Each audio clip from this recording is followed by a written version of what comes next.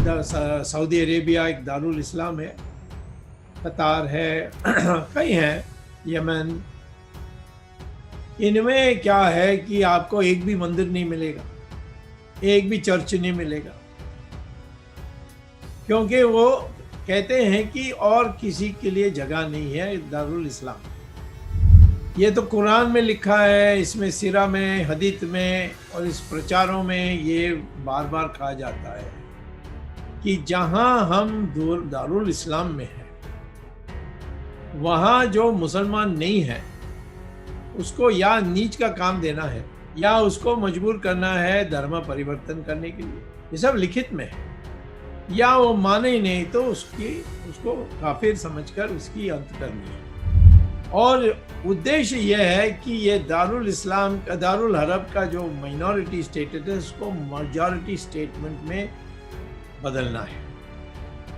उसमें कोई भी कुछ करिए, कितना भी झूठ बोलिए, सब परमिटेड है। दारुल हरब में मोहम्मद ने कहा है, जैसे दारुल इस्लाम में भी कहा है, मोहम्मद ने कहा है कि जहां आपकी संख्या अल्पमत में हो लेकिन पर्याप्त है, तो मुसलमान की दायित्व है कि वो उस संख्या को बढ़ाते जाएं। जो प्राचीन संस्कृति है जिसके लिए हमने युद्ध करते करते आज मुक्ति पाई है, उसको हमने को वो मानना पड़ेगा। जो मुसलमान हमारे साथ इस प्रकार से रह नहीं सकते, हमें कहना चाहिए था तुम्हारे लिए तो हमने पाकिस्तान बना दिया है। 1/3 हिस्सा हमारी भारत की भूमि को काट के हमने दे दी और उसमें आप रह सकते हो, आप अपना दारुल इस्लाम वहाँ चला सकते हो। जिस सेक्युलरिज्म में हिंदू के मंदिरों को सरकार ले सकती है परंतु मस्जिद को छू नहीं सकती, चर्च को नहीं छू सकती, यानी कानून ऐसा नहीं है। कानून में है कि जहाँ भी गड़बड़ है वहाँ सरकार ले सकती है। आज हम मस्जिदों को ले सकते हैं कि तुम्हारे अकाउंट्स दिखाओ, अकाउंट्स तो रखते ही नहीं है, उसकी गला काट दी। अब कोई मुस्लिम समाज से खड़ा होकर इसको कंडेम नहीं करते, कर नहीं सकते। मैं तो ये कहता हूं कि मुझे कोई चिंता नहीं है कि मुसलमान IS बनाए, गजवा बनाए, सिद्धांत पर चलें, किसी भी हिंदू को इकट्ठा करें तो ये सारे सब ना के बराबर हो जाएंगे। जय हिंद दोस्तों, डिफेंसिव ऑफेंस में आपका स्वागत है। आज हमारे साथ एक बहुत खास मेहमान हैं, doctor Subramanian Swamy, member of parliament, former minister रह चुके हैं कई सरकारों में और एक लीडरशिप रोल इनका माना जाता है इंडिया में।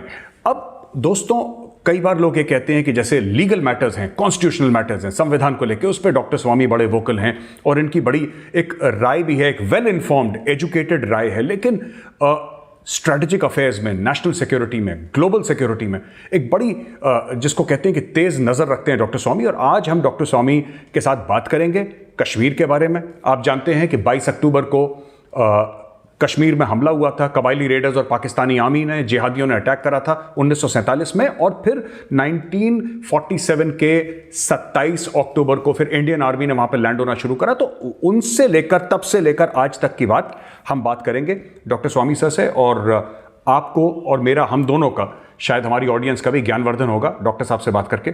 सर जय हिंद और बहुत बहुत धन्यवाद हमारी शो में आने के लिए। सर मेरा पहला सवाल है सर कि 22 अक्टूबर को कबायलियों ने पाकिस्तानी फौज के साथ मिलकर अटैक करा, और जो मेजर जनरल अकबर खान की बुक है वो ये कहती है कि कि आप भी उन हीरोज में, मतलब एड्रेस करते हुए कबायलियों को, ये कहते हैं कि आप भी ऐसे हीरोज में आपका नाम शुमार होगा, गिनती होगी, जैसे कि गजनवी है, गौरी है, चंगेज खान है, तैमूर लंग है। ये कैसे हीरोज होते हैं सर? ये तो हीरोज नहीं है। कोई माँ बाप ये तो नहीं कहता अपने बच्चे को कि बेटा हम चाहते हैं बड़े होकर तुम चंगेज खान बनो। ये कैसे हीरोज है सर इनके? अब देखिए, इस्लाम के जो सिद्धांत है उसमें आप गहराई में जाओगे तो फिर आपको इसको समझने में कोई दिक्कत नहीं होगी। मोहम्मद की इतिहास जो है उसमें उन्होंने कई ऐसे उदाहरण प्रस्तुत किए हैं जिससे जो एक सिद्धांत बाद में बनी और कुरान में लिखी गई। ऑफ कोर्स अब जो मोहम्मद ने कहा था वो तो सीरा और हदीथ में बड़ी स्पष्ट है, लेकिन तीन चार बातें बिल्कुल साफ है जिसको हमारे लोग समझते नहीं है। जहाँ किसी जगह में मुसलमान मेजॉरिटी में है और सत्ता में है, उसको कहा जाता है कुरान में, सिरा में, हदीथ में कि ये दारुल इस्लाम है। और जहाँ मुस्लिम माइनॉरिटी में है परंतु बड़ी संख्या में है, ज़्यादातर 25% से ज़्यादा, परंतु 50% से कम, उसको दारुल हरब कहते हैं। और धीरे धीरे अब उसको 15% से 35% कर दिया है दारुल हरब के लिए। और तीसरा है जहां 15% से कम है, और इसीलिए उसको दारुल अहद कहते हैं। तो इन तीनों में क्या फर्क है? ये तो कुरान में लिखा है, इसमें सिरा में, हदीथ में और इस प्रचारों में ये बार बार कहा जाता है कि जहां हम दारुल इस्लाम में हैं, वहां जो मुसलमान नहीं है उसको या नीच का काम देना है या उसको मजबूर करना है धर्म परिवर्तन करने के लिए। ये सब लिखित में है। या वो माने ही नहीं तो उसको काफिर समझकर उसकी अंत करनी है। और इसीलिए आप देखेंगे सऊदी अरेबिया एक दारुल इस्लाम है, कतार है, कई हैं, यमन। इनमें क्या है कि आपको एक भी मंदिर नहीं मिलेगा, एक भी चर्च नहीं मिलेगा, क्योंकि वो कहते हैं कि और किसी के लिए जगह नहीं है दारुल इस्लाम में। कश्मीर का यही हालत थी, लेकिन क्योंकि और भी कई ऐसे बातें थी जिस कारण से कश्मीर में वो दारुल इस्लाम स्थापित नहीं कर सके। परंतु मैं वहाँ जाने के पहले पहले और जो दारुल हरब है और दारुल अहद है उसके बारे में बता देता हूँ। जी। दारुल हरब में मोहम्मद ने कहा है, जैसे दारुल इस्लाम में भी कहा है, मोहम्मद ने कहा है कि जहां आपकी संख्या अल्पमत में हो लेकिन पर्याप्त है, तो मुसलमान की दायित्व है कि वो उस संख्या को बढ़ाते जाएं और जो सत्ता में हैं उनको मजबूर करें कि इसको बात मान लें, उस बात को मान लें, और बात मानने के बाद और नई बात निकालें।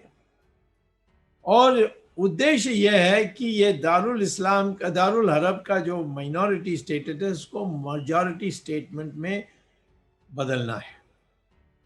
उसमें कोई भी कुछ करिए, कितना भी झूठ बोलिए, सब परमिटेड है। और तीसरा है दारुल अहद, जहां मेजॉरिटी जो है वो संगठित है और संख्या मुसलमानों का कम है। वहां मोहम्मद ने कहा है अल तकिया। ये इतिहास में एक बहुत महत्वपूर्ण शब्द है जहां तक इस्लामिक हिस्ट्री है। मोहम्मद जब उन्होंने इस्लाम का खुलासा किया तब यहूदी लोग ज्यादा थे मक्का में, और यहूदी लोगों के साथ इनको टक्कर हुई क्योंकि ये धर्म परिवर्तन कर रहे थे। तो यहूदियों ने प्रहार किया और मोहम्मद ने समझौता किया और कहा कि मैं वचन करता हूं अब से मैं कोई धर्म परिवर्तन नहीं करूंगा। कहने के बाद उनको यहूदियों ने छोड़ दी। बाद में वो मक्का चले गए, मक्का से मदीना चले गए। मदीना में उन्होंने बड़े कुशलता के साथ चालाकी के साथ उन्होंने एक सेना तैयार की, उसको लेकर वापस आए मक्का, और फिर उन्होंने दोबारा वो मारकाट, धर्म परिवर्तन, ये सब शुरू कर दी। और उस समय उनकी शक्ति इतनी बढ़ गई थी कि वो यहूदियों को भी खत्म करने की स्थिति में आ गए थे। तब उनके पास भक्तों ने पूछा मोहम्मद को कि आपने तो संधि लिखा, संधि है आपका, क्या आप ये इस प्रकार से मारकाट नहीं करेंगे? फिर भी किस आधार पर कर रहे हो? यानी नम्रता से उन्होंने कहा। तो मोहम्मद ने जवाब दिया कि वो जो लिखा हुआ था वो तो अल तकिया है। अल तकिया माने टेम्पररी कॉन्ट्रैक्ट, और जब आप मिटने की स्थिति में आते हो तो कॉन्ट्रैक्ट, कोई भी जो समझौता करना है कर सकते हो, और बाद में जब आपकी स्थिति सुधर जाएगी फिर उस तकिया को फेंक दो। तो ऑस्ट्रेलिया में बहुत कम संख्या में मुसलमान हैं। वहाँ ऑस्ट्रेलिया गवर्नमेंट ने कहा कोई शरिया नहीं, कुछ नहीं, कोई बुर्का नहीं पहन सकते हो, और यानी आप अपनी अकेलापन वहाँ कुछ प्रस्तुत नहीं कर सकते हो। ये सब बड़े बड़े रिस्ट्रिक्शंस रखे हैं। Uniform civil code. तो एक दिन एक मोहल्ला ने नमाज में कह दिया कि मुसलमानों को ये अधिकार देना चाहिए कि अपने शरिया के अनुसार सारे विवाह होनी चाहिए, हमें ये यूनिफॉर्म सिविल कोड पसंद नहीं। तो वहाँ के प्रधानमंत्री, एक महिला थी उस समय, उसने इस बयान को सुनकर हम यानी पत्रकारों को कहा कि किसी मुसलमान को शरिया चाहिए तो उनको दूसरा देश ढूंढना चाहिए। अगला दिन सारे जो मुसलमान के जो संगठन थे सब ने प्रस्ताव पास करके प्रधानमंत्री को पहुंचाया कि ये मुल्ला तो पागल है, हम तो यूनिफॉर्म सिविल कोड बिल्कुल मानते हैं। ऑस्ट्रेलिया में यूनिफॉर्म सिविल कोड है, कोई ऑब्जेक्शन नहीं होती। अमेरिका में भी यूनिफॉर्म सिविल कोड। इंग्लैंड में आप देख सकते हो कि उनकी संख्या बढ़ गई है, और अब इंग्लैंड में हर चीज पर कहीं ना कहीं दबाव डाल करके मुसलमानों के लिए अलग से एक परिस्थिति पैदा कर रहे हैं, और धर्म परिवर्तन जोर में है। हमारे देश में कश्मीर दारुल इस्लाम बन गया था, और आप जानते हैं कि कश्मीरी जो थे अल्पमत थे, कोई हथियार नहीं उठाता था। कश्मीरी बड़े शांति में विश्वास करने वाले लोग थे, कश्मीरी पंडित। कश्मीरी हिंदू कहना चाहिए, सिख भी उसमें जोड़ना चाहिए, बुद्ध भी जोड़ना चाहिए। लेकिन एक दिन 5 लाख कश्मीरियों को, ज़्यादातर पंडितों को, या मारकाट की, उनके महिलाओं को साथ दुर्व्यवहार किया, जिसका मैं विवरण नहीं देने चाहता हूँ, और उनको भगा दिया। तो वहां ये कहा कि कश्मीर मुसलमानों का है, ये दारुल इस्लाम है, और ISIS भी यही कहती है। तो हम लोग इसको समझते नहीं हैं। हम जितना, जहां संख्या बहुत है वहां आप समझौता की बात करोगे तो पिटोगे। जहां उनकी संख्या ज्यादा नहीं है वहां हम अपने हिंदू धर्म के अनुसार उनको कह सकते हैं मस्जिद बनाओ, अपने नमाज पढ़ो, अपनी जो तरीकाएं हैं उससे चलो। लेकिन जहाँ तक संस्कृति है, हमें पहले दिन से कहना चाहिए था, तो जहाँ तक संस्कृति है वो तो हमारी जो प्राचीन संस्कृति है, जिसके लिए हमने युद्ध करते करते आज मुक्ति पाई है, उसको हमने वो मानना पड़ेगा। जो मुसलमान हमारे साथ इस प्रकार से रह नहीं सकते, हमें कहना चाहिए था तुम्हारे लिए तो हमने पाकिस्तान बना दिया है। 1/3 हिस्सा हमारी भारत की भूमि को काट के हमने दे दी। और उसमें आप रह सकते हो, आप अपना दारुल इस्लाम वहां चला सकते हो। अंबेडकर ने ये बिल्कुल जो हमारे संविधान के जो प्रस्तावों को रखने वाला, संशोधन को स्वीकार करने वाला, अवमान्य करने वाला, ये डॉक्टर अंबेडकर थे। और वो कोई हिंदू नहीं थे, वो बुद्ध थे। वैसे बुद्ध हिंदू हम ज़्यादा फर्क नहीं करते, लेकिन उन्होंने ये कहा था लिख कर कि पाकिस्तान को मान लिया है तो पॉपुलेशन का एक्सचेंज होना चाहिए। लेकिन जवाहरलाल नेहरू हावी हो गए, क्योंकि सरदार पटेल 1950 में वो उनकी देहांत हो गई, महात्मा गांधी की हत्या हो गई। अब हत्या किसने किया अभी तक वो उसमें एक विवाद है।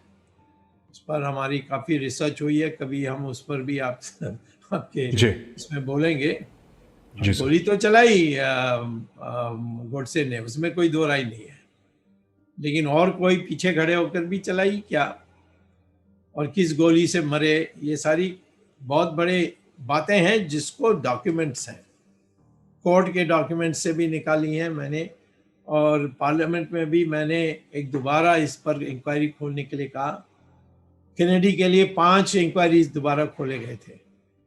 कैनेडी का जो जॉन कैनेडी प्रेसिडेंट था, उसका जो हत्या हुई उसके लिए 5 इंक्वायरीज बैठाई गई। और मैं नहीं समझता हूँ कि क्यों, मुझे नहीं समझ में आती है कि क्यों जब हमने ऐसे तथ्य लाई हैं वो क्यों नहीं, तो मैं उसमें नहीं जाता हूँ। परंतु गोडसे ने बहुत बड़ा गलत काम किया, क्योंकि महात्मा गांधी की हत्या करके या हत्या की साजिश की हिस्सा होते उन्होंने उन लोगों को मजबूत किया जो हिंदू विरोधी थे। गोडसे ने कहा था कि मैं महात्मा गांधी की एंटी हिंदू पॉलिसीज पसंद नहीं आई, इसीलिए मैंने इसको गोली चलाई उनके ऊपर। मैं कहता हूं कि उस गांधी की हत्या से शक्तिशाली हुए जवाहरलाल नेहरू, कमज़ोर हुए सरदार पटेल, और उसके बाद ये सेक्युलरिज्म चली, जिस सेक्युलरिज्म में हिंदू के मंदिरों को सरकार ले सकती है परंतु मस्जिद को छू नहीं सकती, चर्च को नहीं छू सकती। यानी कानून ऐसा नहीं है, कानून में है कि जहाँ भी गड़बड़ है वहाँ सरकार ले सकती है। आज हम मस्जिदों को ले सकते हैं कि तुम्हारे अकाउंट्स दिखाओ, अकाउंट्स तो रखते ही नहीं है, और दिखाओ और हमें इनकम टैक्स को बताओ। मंदिरों से करते हैं, जैसे अभी उत्तराखंड में भी बीजेपी जैसे पार्टी जिसमें कोई उम्मीद ही नहीं थी, उन्होंने सारे मंदिरों को ले लिया अपने हाथ में और मुख्यमंत्री को चीफ ट्रस्टी बना दिया। तो कश्मीर के बारे जब आप पूछते हो ना, मैं कहता हूँ कि इतनी बड़ी मेजॉरिटी में मुसलमान हैं और जो अल्पमतें हैं, जो छोटे हैं, वहाँ दारुल इस्लाम स्थापित करने के लिए उनके इरादा है, इनके साथ समझौता नहीं हो सकती। और एक ही रास्ता है कि कश्मीर में धीरे धीरे पंडितों को वापस लानी है, और पंडितों को सिर्फ वापस नहीं लानी है, उनकी सुरक्षा के लिए 10 लाख जो पहले सेना में जो रहे हैं और रिटायर हो जाते हैं वो 40 साल के अंदर, कभी 45 साल, उनको वो अभी भी युद्ध करने लायक हैं, उन ऐसे लोगों को छांट के उनके परिवार के साथ पूरा सहित वित्तीय सहयोग के साथ उनको जाकर कहना चाहिए आप कश्मीर में बसिए, और ये सारे जो पंडित आ रहे हैं, उनकी जो हिंदू आ रहे हैं या सिख आ रहे हैं या बुद्धिस्ट आ रहे हैं, उनकी रक्षा करिए जी। और कश्मीर की जो पुरानी स्थिति थी कि ये हिंदू मेजॉरिटी है, वो हमें करने के लिए करनी चाहिए। मुसलमान भी ठीक हो जाएं और कहें कि नहीं, हम हिंदू का स्वागत करते हैं, हम उनकी रक्षा करेंगे, तो फिर तो हम वो हिंदू बहुमत बनाने की हमारी आवश्यकता नहीं है। लेकिन वो मानेंगे नहीं तो फिर थोपना पड़ेगा। जैसे कहें, क्या झूठ नहीं बोला 370 के बारे कि कश्मीर का लिंक, ये महबूबा कहती थी जब चीफ मिनिस्टर थी बीजेपी के गोद में बैठ के कि 370 की है लिंक इंडिया और कश्मीर के बीच में। 370 जाएगी तो फिर खत्म, नहीं हुआ है, कहीं लिखा भी ऐसा नहीं था, और कौन पढ़ता है। इसी प्रकार से जो इंस्ट्रूमेंट और एक्सेशन में दस्तखत हुआ राजा की, उसमें कंडीशन था कि ये टेम्पररी है, और इसमें यानी मुसलमान की राज होगी और 370 हटेगी तो ये रद्द हो जाए, ऐसा कुछ नहीं नहीं उसमें। उसमें तो एक तरफ है। तो मैं इसीलिए कहता हूँ, आप ये पूछते हैं, ये तो हमारी गलती है, मुसलमान का गलती नहीं है सर। और मैं कहता हूँ आज भी मेरा जो सर्वे है, हिंदुस्तान में जो मुसलमान हैं, जो मुसलमानों की हालत देखी है दुनिया देशों में, अनेक देशों में, क्या उनकी स्वागत या ना स्वागत का वो हिंदुस्तान के अधिकांश पढ़े लिखे मुसलमान यहाँ हिंदुओं के साथ हमें यानी शांति के साथ रहने चाहते हैं, परंतु हर समाज में जब जो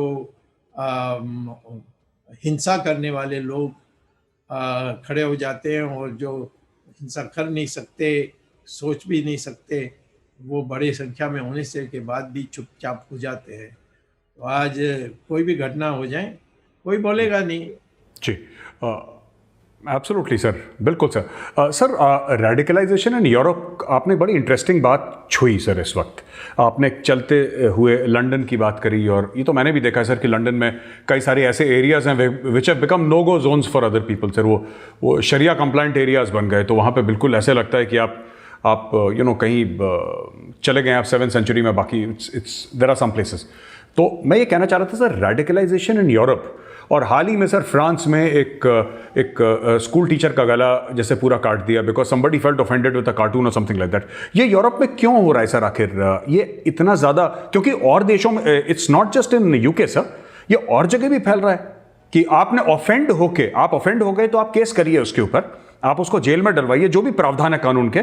पर ऐसा कि सर आप एक मैगजीन के ऑफिस में घुसे, आपने 12 लोगों को मार दिया, किसी का गला काट दिया, ये क्यों हो रहा है यूरोप में सर? मैं 2 घटना देता हूं।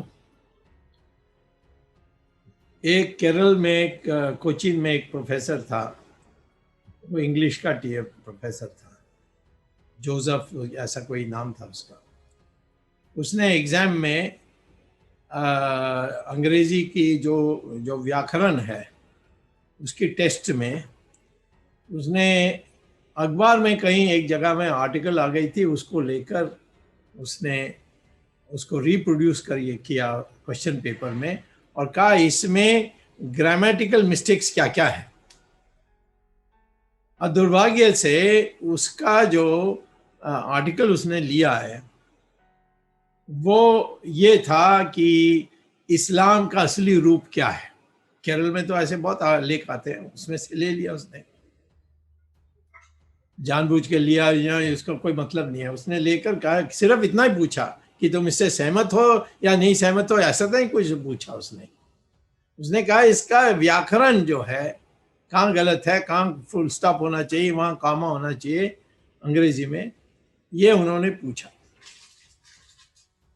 तो जो उग्रवादी हैं केरल में, उन्होंने एक दिन वो एग्जाम के बाद वो रोज वॉक में जाते थे, उनको पकड़े, उनका दोनों हाथ काटा।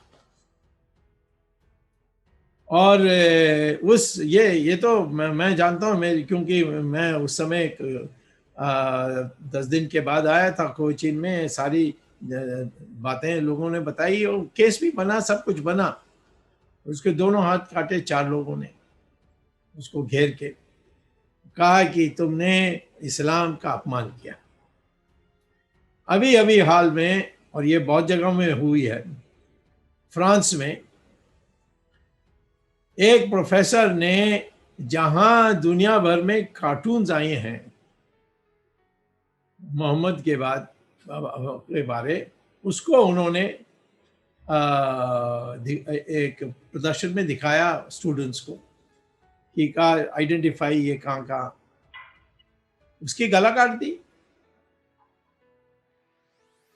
अब कोई मुस्लिम समाज से खड़ा होकर इसको कंडेम नहीं करते, कर नहीं सकते, क्योंकि आप देखते हो कि सरकार जो फ्रांस में है, जर्मनी में है, ये सारे लोग अकोमोडेट करते हैं। ये सारे मुसलमान आए वहां क्योंकि इनकी आर्थिक विकास होने के बाद लेबर एक्सपेंसिव हो गई, तो चीप लेबर के लिए उन्होंने बाहर से आने दिया, और अब वो उस संख्या में हो गए कि वो इस प्रकार के कर सकते हैं। हमारे देश में दुर्भाग्य था कि हम सब बटे हुए थे। ये हिंदुत्व के आंदोलन से इस देश आज बच रही है। ये सारा बकवास था कि कौन ब्राह्मण है, पैदा हुआ ब्राह्मण, ऐसा तो हो ही नहीं। कृष्ण भगवान ने तो साफ कह दिया, ब्राह्मण माने ज्ञानी और त्यागी, ये गुणों पर आधारित है। किसी के घर में भी पैदा हो, तुम ज्ञानी और त्यागी होंगे तो आप ब्राह्मण होंगे। जैसे विश्वामित्र तो क्षत्रिय घर में पैदा हुए, इनके माँ बाप तो क्षत्रिय थे, लेकिन बने ऋषियों के ऋषि। वेद व्यासा का माँ तो मछुआरा थी। कालिदासा तो इतने बड़े कवि बने, कवियों के कवि बने, परंतु वो वनवासी थे, पेड़ की शाखाओं को काटकर अपना जीवन बिताते थे। वाल्मीकि दलित थे, दलित परिवार में पैदा हुए, महर्षि बने, रामायण लिखी। और ऐसा ये नहीं था कि आप ब्राह्मण बनने के बाद कुछ भी अत्याचार कर सकते हो। रावण ब्राह्मण था, उसने अत्याचार किया, एक क्षत्रिय ने जाकर उसकी वध की। कोई ब्राह्मण ये नहीं कहता कि भाई हमारे एक ब्राह्मण को मार दिया रामचंद्र जी, उसको हम उससे नफरत करते हैं, ऐसा तो कोई कह नहीं सकता, कह भी नहीं था। हमारे जो बंटवारा थी वो तो सिर्फ विकेंद्रीकरण के लिए थी, सत्ता का विकेंद्रीकरण। सत्ता 4 प्रकार हैं, एक है ज्ञान, दूसरा है शस्त्र, तीसरा है धन, चौथा है जमीन, खेत। इस चारों को बांट देना चाहिए। ये 2 ऋषियों ने मिलकर के तय किया, भृगु और भारद्वाज। कहाँ जन्म से था। अब धीरे धीरे जैसे आक्रमण बाहर से होने लगे तो लोग इस कला को बचाने के लिए सब परिवार के अंदर ही रखा। कोई यानी कोई प्रतिबंध नहीं है कि कोई ब्राह्मण के घर में एक बच्चा पैदा हो, वो ब्राह्मण नहीं हो सकता, परंतु उसके संस्कार हैं, इसीलिए हम द्विजा कहते हैं, द्विजा। यानी ये सारे संस्कार के बाद एक स्पेशल पूजा होती है, उसके बाद आप ब्राह्मण बनते हो। पैदा हुए उससे नहीं हो सकते। तो ये जो समाज में बंटवारा, अंग्रेजों ने इसको बहुत ज्यादा इसको विकृति इसमें लाई। वो चले जाएं, हम सब अपने को हिंदू ही समझें और कुछ ना समझें, क्योंकि अभी इस सारा वर्ण व्यवस्था को हम सुधार नहीं सकते, इतनी विकृति हो गई। इसलिए आज मैं कहता हूं कि हिंदू इकट्ठा हो जाए, मुसलमान भी ठीक हो जाए। अच्छा सर, मेरा आखिरी आपसे से ये सवाल है सर, एंड मैं चाहूँगा थोड़ा सा आप डिटेल में इसको आंसर दें। This is my last question sir. अक्सर हम सुनते हैं सर गज़वाए हिंद के बारे में, काफ़ी इसके बारे में सोशल मीडिया पे तो बहुत ज़्यादा चलता है।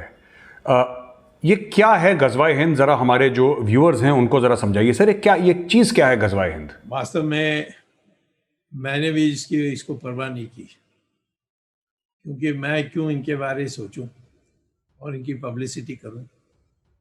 मैं तो चाहता हूं कि जो बीमारी है हिंदुस्तान में वो तो है हिंदू बटे हुए हैं, वही है बीमारी, और कोई बीमारी नहीं। मुसलमान ठीक है, क्रिश्चियन ठीक है, सब ठीक है, लेकिन आपने अपनी कमजोरी से इन सब लोगों में से जो विकृत समाज है उसको आपने महत्व दे दिया है। कुछ भी कहें, मैं तो इसमें मैं इतना कहूँगा कि सबसे खतरनाक है आईएस जो कहती है खालीफेट पैदा करेंगे। खालीफेट पैदा हुई थी जब उमर जो सबसे बड़ा आतंकी राजा था, उसने स्पेन तक जाकर उसने कब्जा कर लिया। अब देखिए जहाँ भी गए वहाँ उन्होंने सारा पॉपुलेशन को मुसलमान बना दी। स्पेन में तो बाद में क्रिश्चियंस आए और उन्होंने लड़ाई की और मुक्त करा दी। इजिप्ट में सारे मुसलमान बन गए, फेरोज थे, वो तो मुसलमान थे ही नहीं, उनको बना दी। कई जगहों में जहां गए उन्होंने कब्जा करके बनाई। क्रिश्चियंस में ऐसे ही किया। ये 50 साल में उन्होंने यूरोप को क्रिश्चियन बना दी।